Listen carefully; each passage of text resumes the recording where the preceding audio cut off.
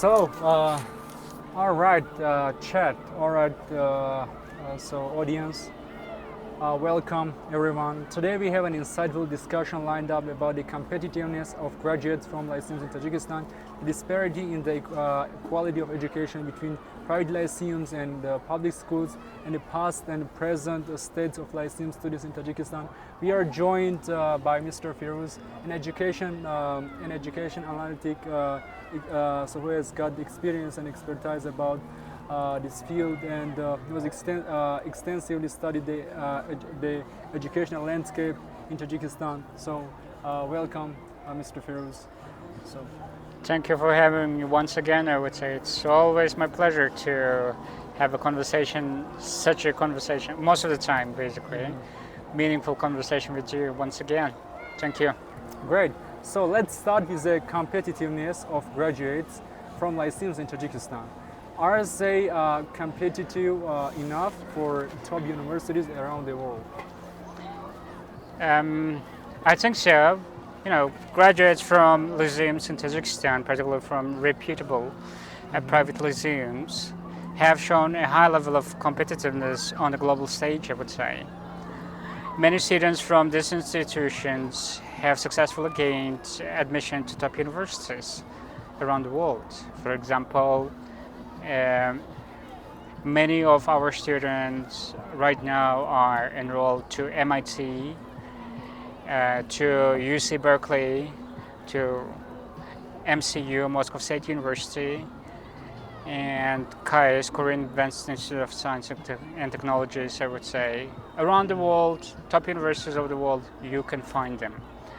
It really showcases sort of quality of education that is given in private institutions, lyceums in our country. Also, I have to mention that the success of the students that we have seen so far, I'm not going to say that it's en masse some sort of a given fact that of all of our students are able to go abroad to top universities. No, it's a very small portion of the population. And this success can be attributed to the rigorous academic programs, emphasis on English proficiency, and a strong focus on STEM subjects in the certain lyceums, not all the lyceums, but very specific private lyceums in this country, I would say. Wow, that's impressive. How does the quality of education in private lyceums compare to that in public schools in Tajikistan? Well, we have to acknowledge the fact that there is a significant disparity in the quality of education between private lyceums and public schools in Tajikistan. The difference is tremendous. The reasons why, I'm going to try to point out why there is a tremendous gap between private lyceums and public schools in this country. One thing, private lyceums often have better resources, obviously, because private lyceums, the tuition fee in there is quite expensive, okay? Sometimes yearly tuition fee for certain private lyceums can go up to $10,000 in this country. So, therefore, you have more qualified teachers and more robust curriculum, okay? They also tend to have small class sizes because you have to understand that not many people are able to pay the amount of money that is required for studying in private lyceums. A very small amount of people, actually. They also tend to have small classes, as I said, which allows more individualized attention. Public schools, on the other hand, often struggle with limited resources, larger class sizes of about maybe 40, sometimes even going to 40 students per class, and less qualified teachers and teaching staff. Sometimes, actually, there is a scarcity in teachers in public schools, especially in rural regions. And therefore, sometimes some teachers, like math teacher, for example, can become physics teacher as well as geography teacher and a history teacher. There is a shortage of teachers, and it can be felt and it can be seen in the rural regions in the country. But that is true for also developed countries like Germany as well. For example, I've heard that Germany needs about 50,000 new teachers every year. Okay, there's a quota for that. I see. Therefore, the gap that I mentioned creates a divide in the educational outcome of students from these different types of schools. So that disparity must have a considerable impact. Can you tell us about the past and present states of Lyceum students in Tajikistan? Well, in the past, when Tajikistan was part of Soviet Union, the educational system was slightly different. After the dissolution of Soviet Union, lots of things have changed in this country. First of all, we have to acknowledge that our educational system went down because of certain factors. I would say, like, one of the biggest factors that we have is like civil war that occurred in the country from 92 to 97. Almost any kind of industry institution was affected by it. And of course, education was also heavily hit. But I can say that from the inception of the Republic of Tajikistan as an independent country, there were already movements in the openings of private lyceums. For example, one of the lyceums that we had from the start, almost we could say, like Turkish Lyceum, Tajik Turkish Lyceums, they started opening from the year 1992. And so those lyceums historically were seen as elite institutions, catering primarily to students from more affluent backgrounds. Is this 100% the case? It's not. Why? Because at the beginning, as far as I know, the lyceums, some of the lyceums were free, were funded either by the government or by sort of NGOs or by some other organizations at the start. So at the inception of the Republic, they were sort of free. But also they were catering to the people from, as I said, affluent backgrounds as well. These institutions focus on providing a high quality education that would prepare students for further studies abroad. Actually, many of the students at the time were able to go abroad, either to Russia or Turkey or America or some other countries in the world. Over time, as the demand for quality education grew, slowly, more lyceums were established. Right now we have lots of private schools, private lyceums within the boundaries of Dushanbe. And actually, to some extent, we could say that there is a shortage of high quality educational institutions even in Dushanbe, even in this capital city of our country. Including both private and public ones. Today, while the number of lyceums has increased, the quality remains higher in private institutions due to the fact that I have already mentioned. Students from these lyceums continue to perform well in international competitions and gain admission to prestigious universities. However, the gap between private and public education remains a challenge in this country. There's a huge gap. For example, in the Republican competitions, for a long period of time, we had two competitions specifically designed for Lyceum students, and another was designed for public schools in Tajikistan, showing that there is indeed a gap between public schools and private lyceums.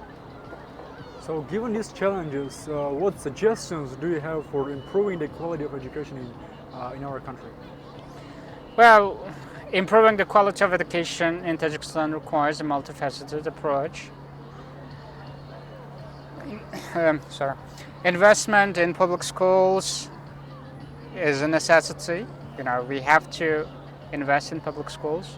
Increasing fundings for public schools to improve infrastructure, provide materials, and attract qualified teachers. It's something that we need. Sadly, nowadays, it's hurtful to say, but it's the reality. Our universities are not are not of the capacity yet to prepare high quality teachers in the country, okay, professionals. They are doing a lot of stuff. Everyone is working really hard. I acknowledge that thing. But still there is a need for quality universities, for training quality teachers. Teacher training is another thing that we have to do. Implementing continuous professional development programs for teachers to enhance their skills and teaching methods. That's one thing. Another thing. The third thing is curriculum development, updating and standardizing the curriculum to ensure it meets international standards and focuses on critical thinking, problem solving, and technological literacy. This is really important, I have to say, because many of the youngsters sadly are not technology literate people, I would say. I myself was like that. I'm probably still like that. I still have to improve myself to build up some sort of propensity towards technology.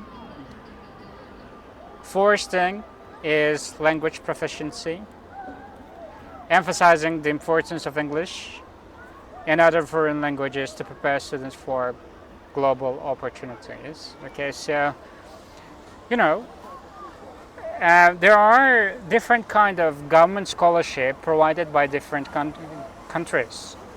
For example, Korea provides Korean government scholarship program.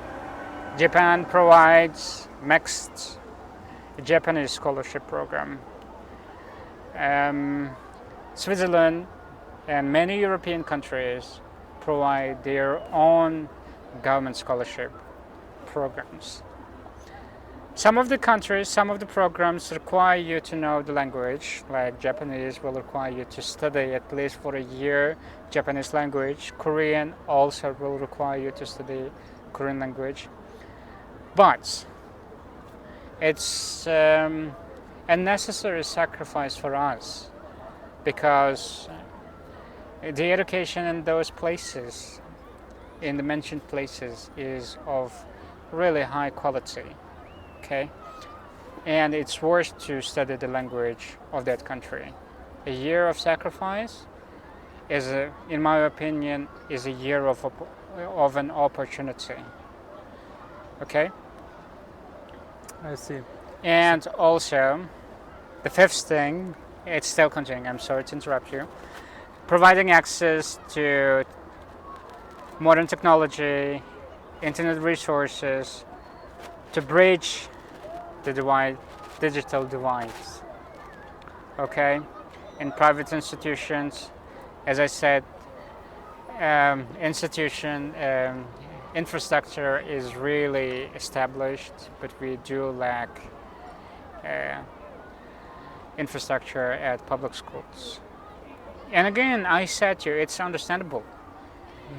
Our population is growing, and it's growing at a fast pace, and the more younger generation we have, there is the more need for schools. We're doing it I believe government is doing a lot, trying to open schools, trying to educate every single child in remote villages of the country. Yes. Yeah. That's Also, just- I'm sorry again. Community and parental involvement. We have to encourage something of that sort. It's extremely important. Encouraging greater involvement from parents and the community in the education process to create a supportive learning environment is of necessity too. It's of utmost importance. Teachers, from my own experience, I can tell teachers do only a fraction of the job. The remaining is based on the parenting, the parents, the environment, and also the student himself or herself, depending on how much motivation that person has. We have to, of course, increase or spark the motivation of a child. Yeah. That's it. So, I mean, you just mentioned, actually, you just mentioned a little bit about my other questions, but, I want to just also ask you for a detailed information about the answers which you just gave me at your last part of this answer, actually, about my previous questions. But this is about the comprehensive, actually, just what you mentioned comprehensive, they were just comprehensive suggestions. But how can the government and private sector collaborate to achieve these improvements? Well, collaboration between the government and the private sector is crucial, is extremely important. The government can create policies and provide incentives for private companies to invest in education. One of the things could be reduction of taxes. It would have been probably the best thing for the private sector because education right now is in demand. We've got to understand it. We have to face with it. Why? Because there are more and more younger people. So tax cuts for the educational institutions would be, I believe, one of the great bonds that the government could do. So public-private partnership can be established to fund, infrastructure projects, provide scholarships, and develop educational programs. So I have seen the development in that regard, I would say, for example, through the competition organized by the government, by our beloved president, on the matter of, for example, giving the scholarship to the students, like Informal Funds. If you heard about that, first of all, a winner of that competition is going to get tremendous amount of money, financial compensation, and also will be accepted to universities for free. Okay, this is, I believe, it has to be a huge incentive for the students. And if this kind of programs or different kind of scholarships incentivized by private and at the same time public sectors, I believe is one of the things which could encourage each and every student in this country. Also, additionally, I have to mention, NGOs and international organizations can play a role in supporting educational initiatives and providing expertise. So, for example, we have the branches of different kind of foreign institutions, I would say, like a branch of MSU, Moscow State University, is open in Dushanbe. A branch of Institute of Management of Singapore is open in Dushanbe again, and the another University of Central Asia. Yeah, it's also open in Horo, and there is another one that is going to be open from the next year, from the upcoming educational year, called Dushanbe Innovation Institute. And all of you guys, whoever watching this thing, I advise you to check it. Check it and see what kind of institution it is. And I believe that it's going to become one of the top leading educational institutions, hopefully. So please check it. So by working together, everyone, the foreigners, the private sector, the public sector, we can create a more equitable and high quality education system in Tajikistan. I see.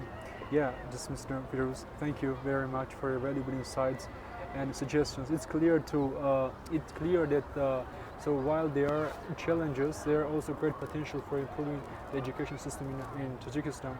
So that's really great thing that which you mentioned a lot of things, and I hope this is gonna be the informative. It's gonna be insightful, informative for our audience, actually for our people. Yeah. Sure, thank you for having me. I hope these insights contribute to the ongoing efforts to enhance education in Tajikistan. Yeah. I'm really hopeful. Yeah, thank you for to our audience and for tuning in. Until next time. Bye. Thank you.